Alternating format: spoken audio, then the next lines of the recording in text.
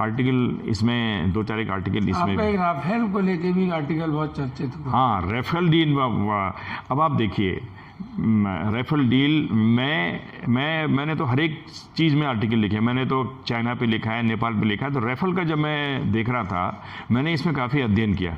फिर मैंने ये पाया कि हमारे नेता जो हैं, अपोजिशन के नेता जो ये अपोज कर रहे हैं, इसके ही कारण जो है आज तक कभी ढंग से कभी जो है डिफेंस प्रोक्योरमेंट हो ही नहीं पाता।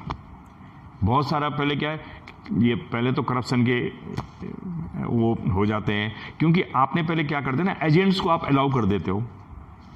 उसी कारण तो होता है। पहले जो बोफोर में हो गया, वो एजेंट करते हैं, एजेंट आकर के अपने बैठ करके कर देते हैं, फिर कोई चिट्ठी लिख देता है, एलिगेशन।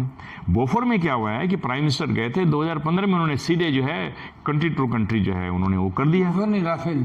हाँ, वही राफेल के लिए नहीं, बोफोर तो उस समय का हो गया। मैं कह रहा हूँ अभी जो 2015 में जो डील हुई है फ्रांस से 36 राइफल की हुई है, वो एक कंट्री टू कंट्री था, ठीक है ना। और भाई आपको 5th जनरेशन के पास आज की डेट में 5th जनरेशन के फाइटर चाहिए, आपके पास 4th जनरेशन के भी नहीं थे। आप कैसे देश की सुरक्षा करोगे? 30 साल से आपका जो है कोई विमान नहीं ले सकते, कोई वेपन नहीं ले सकते। What is this country? ये क्या नेताओं का काम ये थोड़ी है कि हर चीज़ में गवर्नमेंट की टांग रो। मैंने अपने नेताओं के विषय में मैंने आर्टिकल ही लिखे हैं कि देश में डेमोक्रेसी चलाने के लिए आपको शासन तंत्र में रूलिंग पार्टी चाहिए, और रूलिंग पार्टी को रास्ता दिखाने के लिए आपको अपोजिशन चाहिए। तो नेशनल इशू में इनको तो यूनाइट होना चाहिए ना, हर चीज़ में अपोजिशन करने का एक वो बन गया। तो राइफल डील में मैंने बहुत सिस्टमेटिक ढंग से आर्गुमेंट से उसको ये कहा है कि क्यों राइफल जो है लिया गया है, और क्या उसमें क्या डील है, कितना उसमें पैसा खर्च हो रहा है, कितने एक उसकी है, और जो उल्टे सीधे फिगर दिए थे उनको मैंने जो है नकारा है, और ये कहा है कि ये डील जो है बहुत अच्छी है और सही समय पे आई है। इसके अलावा टूरिज्म, हाँ, टूरिज्म में मैंने रहा है। हाँ, और मध्य प्रदेश के लिए बहुत बहुत ज़रूरी है, बहुत क्योंकि मध्य प्रदेश एक गॉड गिफ्टेड स्टेट मुझे लगता है। यहाँ की डेंसिटी पॉपुलेशन की उतनी नहीं है जितनी और जगह है, और यहाँ पे मनमोहक बहुत सुंदर प्रकृति की बड़ी देन है। यहाँ पे आपके जो वाइल्ड लाइफ में मैंने आपके पन्ना टाइगर रिजर्व पे, कान्हा नेशनल पार्क पे, बांधवगढ़ पे मैंने पेज में मैं जाऊंगा तो ये मैंने आर्टिकल लिखे, मैं उसमें अपने सजेशन भी देता हूँ। तो जैसे आपके कान्हा में और ये सब जो नेशनल पार्क है, इनमें एक लाइवलीहुड का एक जरिया बन गया है, ठीक है। और कान्हा तो बहुत ही अच्छी ढंग से यहाँ मैनेज हो रहा है। बांधवगढ़ में थोड़ा मेरे को दिक्कतें मैंने देखने में आई थी कि पेट्रोलिंग में थोड़ा, प्रशासन में थोड़ा समन्वय की, और लेकिन पन्ना में बहुत अच्छी तरह से जो है टाइगर वापस आ गए हैं, और इकोलॉजी भी अच्छी ढंग से हो रही है। तो उसको कैसे ऐसे, ये सब चीज़ों का लाभ तो जनता को होना चाहिए ना, तो ही तो जनता करेगी। तो इसके लिए इको टूरिज्म पे मध्य प्रदेश को, इको टूरिज्म यहाँ बोर्ड बना हुआ है, लेकिन इको टूरिज्म में सिस्टमेटिकली जो लोगों को लाभ मिलना चाहिए अभी तक नहीं मिल पा रहा है।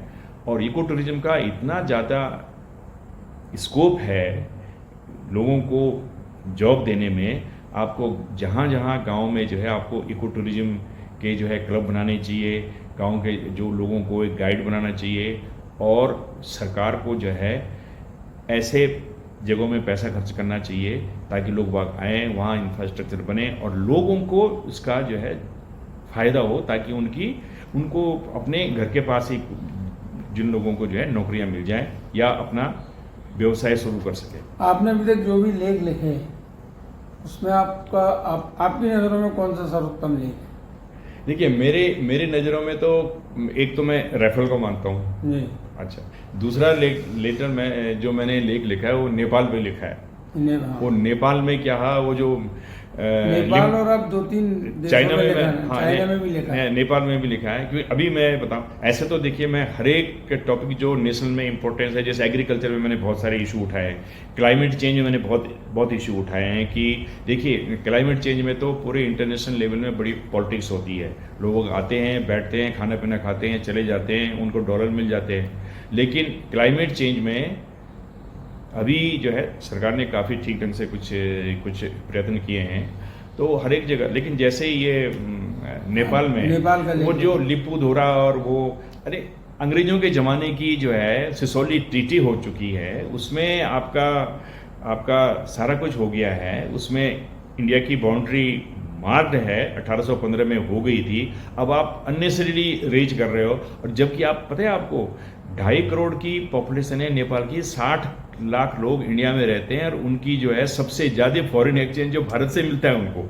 तो मैंने ये कहा कि हम इंडिया और नेपाल तो एक खून है, भाई भाई हैं, ये क्यों लड़, तो लोगों ने काफ़ी उसको सराहा उसको। भूटान पे भी लिखा है आपने? हाँ देखिए, मैंने भूटान पे लिखा है कि भूटान एक इतना सुंदर कंट्री है, उससे हमको बहुत कुछ सीखना है। बड़े डेडिकेटेड हैं। अब हमारे यहाँ क्या है, आप सरकार कुछ काम करती है, 4 आदमी विरोध करना शुरू कर देते हैं। भूटान में ऐसा नहीं है। और जो भी देश अच्छा प्रगति कर रहा है आज के देश में, उसमें हमारे कंट्री में जैसा हो रहा है वैसा नहीं है। इसलिए मैंने अपने जो पॉलिटिकल विषय में जो लेख लिखे, मैंने राजनेताओं से यही कहा है कि आप कुछ ऊपर बढ़ करके सोचिए देश के लिए। जैसे स्वतंत्रता हमको क्यों मिली थी, स्वतंत्रता के समय में हमारे पास इतने अच्छे अच्छे लीडर थे, बड़े बुद्धिमान लीडर थे। तो आज वैसे ही फिर करने की, जैसे भूटान में देखिए, उनके जो राजा हैं वो राजा नहीं, वो सेवक ज़्यादा हैं। फिर मैंने हिंदू रिलीजन पे जैसे सबसे अच्छा जो मैंने देखा है, यहाँ हमारे यहाँ कास्ट सिस्टम है। मैं बाली गया था, मैंने बाली पे भी बड़ा लेख लिखा है। बाली में इतना सुंदर उनका सिस्टम है, वो एंशिएंट हिंदुइज्म को फॉलो कर रहे हैं, जो आपने रामायण और महाभारत के ज़माने में देखा होगा। उनके जो मंदिर के, उनके जो डेडिकेशन है, वहाँ कोई कास्ट नहीं है, सिस्टम नहीं है। आपके घर में वहाँ आपकी शादी किसी मुसलमान से हो जाएगी, वो आ जाएगी, वो हिंदू की तरह रहेगी। वहाँ की मतलब कुछ हमको भी औरों से भी कुछ सीखना चाहिए, क्योंकि हम बहुत कुछ विश्व को दे सकते हैं और हम दे भी रहे। तो इसमें मैंने आर्टिकल लिखे हैं। इसके अलावा ऐसा कोई प्रश्न जो मेरे से छूट गया हो आप बताना चाह रहे हो? नहीं, आपका तो ऐसे तो जैसे रियल इस्टेट है। हाँ, रियल इस्टेट।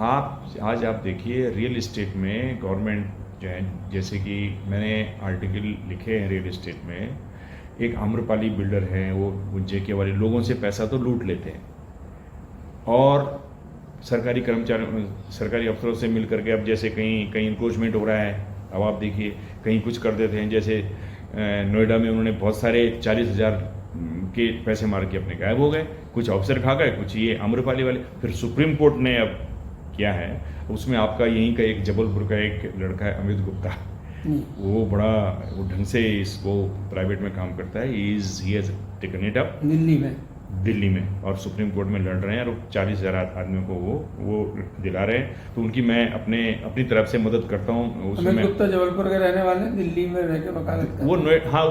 वो प्राइवेट कंपनी में काम करते हैं, और वो उन्होंने लिया है। तो मैंने भी उसमें काफ़ी आर्टिकल लिखे। अब सुप्रीम कोर्ट ने एक रिसीवर अपॉइंट कर दिया है, वो NBC से। रियल एस्टेट में एक टाइम पीरियड होना चाहिए, और बिल्डर की जवाबदारी की शासन को, रियल एस्टेट में सरकार की ये जवाबदारी होनी चाहिए कि जो भी आप रियल एस्टेट में कर रहे हो वो नियम के मुताबिक हो और ट्रांसपेरेंसी हो।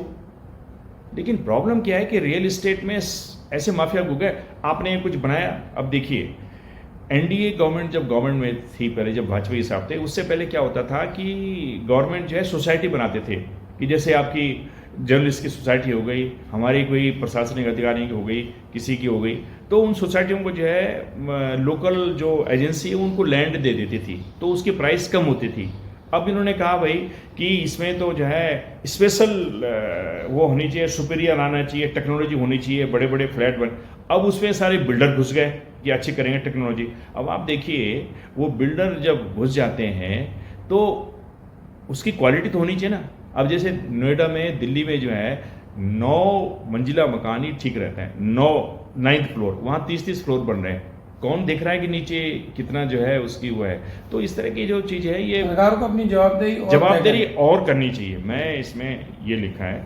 ऐसे मैंने नेशनल हाईवे में भी एक आर्टिकल लिखा, मैंने ये गडकरी जी को भेजा था, उन्होंने उसको अच्छी तरह से साइड लिया भी उन्होंने, कि आप देखिए अभी इंडिया में बाइक एक्सप्लोजन हो गया, बहुत ज़्यादा बाइक्स हो गई हैं। क्योंकि एक जैसे आपके ये जो घर घर में जो बिजनेस हो रही है आजकल, जो लोग जो जाते हैं ना, क्या क्या इनको बोलते हैं, कोरियर, ये, और जो लोग अभी होम डिलीवरी का जो होम डिलीवरी का सिस्टम है।